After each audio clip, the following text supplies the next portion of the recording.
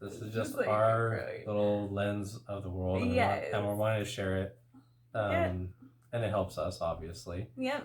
But I heard someone say recently, like, if you've learned something, if you've grown in some area, then to give it away. So this is just these little successes and failures and trip ups that we're having, and so we also want people to know our life. We've been on a journey, as if you're watching this. Welcome to our channel. Hey guys. Thanks for joining us today. We are going to be talking about the fact that children grieve too. Yeah. And I have personally been having a hard time making this video because it's painful and it's not really fun to talk about. But I think it's really important, especially the fact that all of us in some way or another are facing hard things. And so we're just going to share about our experience, about some ideas that we have to hopefully give you some ideas too on how to talk to our kids and just children in general about grief. Because kids go through stuff. As much as we think that they're not, they process just as much, if not more, than we do. I had done some research about this, and lo and behold, most of us are going to experience some form of grief, death, loss, all before we graduate high school. So as an adolescent person, you know, the loss of a pet, divorce, moves, family members dying, all of these sorts of things are happening all around us all the time. And it's easy to just kind of focus on like getting through the situation and not taking like nurture for the child who's experiencing these sorts of pains. Yeah, kind of like forgetting that they're also processing. Recently, you know, we've been talking with our kids about the fact that Brenda died, and we've been trying to figure out like how's everybody doing, and you know, with all of our kids, each and every one of them has had a different response. Well, one of them in particular like wasn't really like sharing what was going on until finally I went to their school because they're kind of having some issues, and I spoke to their teacher, and they had actually asked our son, so how long have you been feeling this way? How long has this been going on? And they revealed to their teacher, well, since my grandma died. And the teacher was telling me as if this was like common knowledge, like, oh, we understand because he lost his grandma. And I was like, I had no idea. You know, we've been talking with him and, you know, trying to give that space, but he had not actually revealed it to us, but he did feel safe to reveal it to a teacher. And I don't know, just that concept that sometimes kids, just like adults, you know, you don't want to say something because you don't know how someone else is going to feel, how that's going to impact them. Well, our kids are doing it too. You know, it's Katura's mom, and even though it's their grandma, they wanted, in a way, it's like I didn't want to be a bother. I didn't want to be a burden bringing up my feelings and my emotions, so they just kind of held on to it, and in doing so, it's been really tough. It's caused a lot of stress in their life. Yeah. So obviously, like, each family dynamic is going to be different. Yeah. You know, it's like we weren't putting two and two together on the behaviors linked to like the grief. Yeah. But for some people, obviously it's going to be different for each person. But one of the stories that I heard was when I was like trying to research, okay, how can I support my kids? A lot of times we soften the reality of death, and we use things like, oh, we lost your little brother, like maybe through a miscarriage, and then there's a story of a little boy now thinking he lost his sibling is now looking for his sibling all over the house, and it took a minute for them to understand, like, oh, he's actually looking for them. Or, you know, another story of saying like grandpa passed away in his sleep, and he just fell asleep and didn't wake up, and then this kid has insomnia because he's thinking, am I gonna die when I fall asleep? And so the way that we talk about death and the way that we've softened it a lot. Like, I was just on the phone with someone talking about a death certificate for some, like a DMV sort of situation, and he was just like, I don't really like to use the word death. Can I just call it transition? Like, your mom transitioned. And I was like, okay. Do you have her certificate of transition? Yeah. So I was at Firestone, and I was talking with the lady, and her story came up about God somehow, and she was just upset because she had a miscarriage or stillborn. Her child was born, and they were born stillborn, and she was so frustrated because in grieving in the process, she shared it with a customer, and you know, this sweet old lady leans in and says, well, God wanted your baby. and God needed your baby. And when we do stuff like that, we think that we're being kind, but we're actually creating a complex. What does that say about God? But when we say these things like, oh, God wanted your little sibling or your brother or your sister or your grandma, Mm-hmm. and we create a complex about God, and we create an imaginary notion of reality, when versus just saying they died, and that's really sad. And you had something to say about grief, how grief shows. Yeah, there's this quote, I don't know who it's from, but to grieve is to know that you have loved. And Right. so it's like very healthy to grieve and be sad and to go through all of the process of mourning, and so many times we don't let people grieve because we say things like, oh well, they're in your loved one's in a better place, or you know, don't cry for them, they're in heaven now, just stuff like that, which I'm sure the intention is to comfort the one who's sad, but those sorts of things can also diminish and invalidate, especially for a kid who's just trying to figure out what actually happened.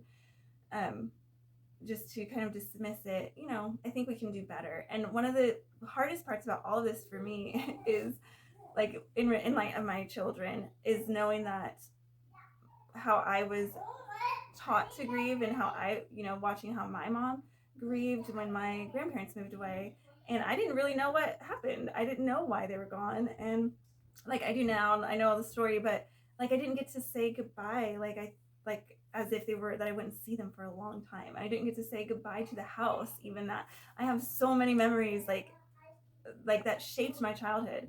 And that's really sad. And how my mom dealt with it, she didn't really talk about it, and she didn't allow space for that. And if there was ever a glimmer of it coming to talk about it, she would like cry and then shut down the conversation, you know. And so I don't want to do that. I don't want to repeat that. And so I kind of have to process my own pain to kind of get to a healthier place to try to process with my kids. And we were talking just about like your experiences with sad situations. Yeah, growing up. Yeah, like I don't think we were really taught how to grieve well, or how to just have emotions in general.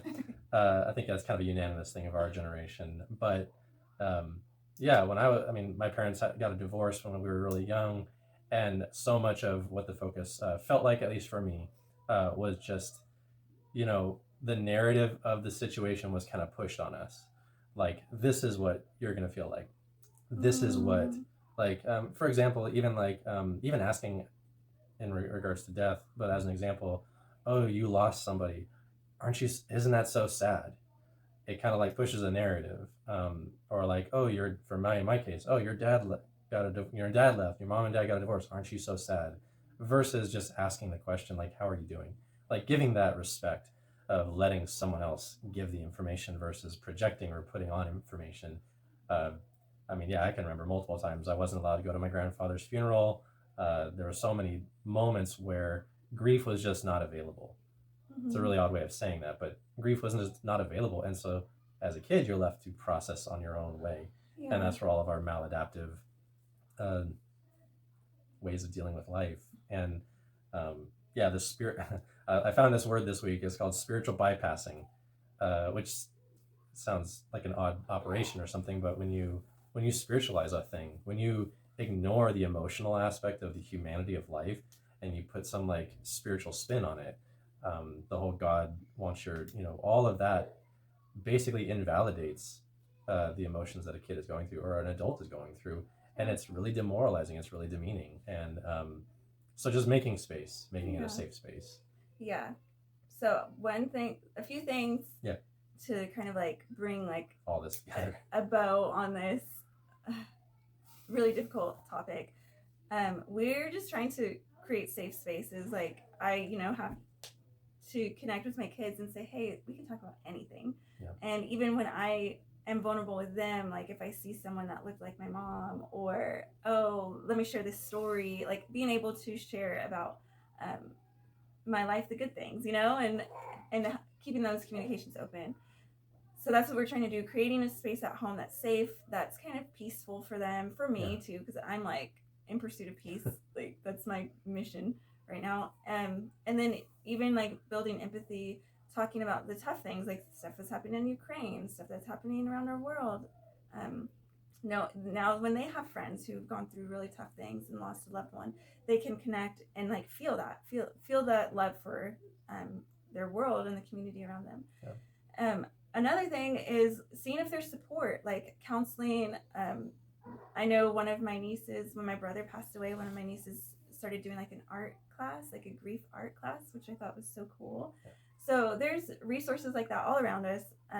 Maybe if there's just anything, even in the community, like sometimes there's even those grief support groups that are just free, open to the community. So I would even say just finding those moments, even if you don't want to do something official like that.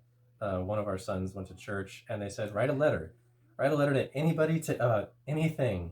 And he comes out, hands Keturah a note, and it just says, from our son to mom.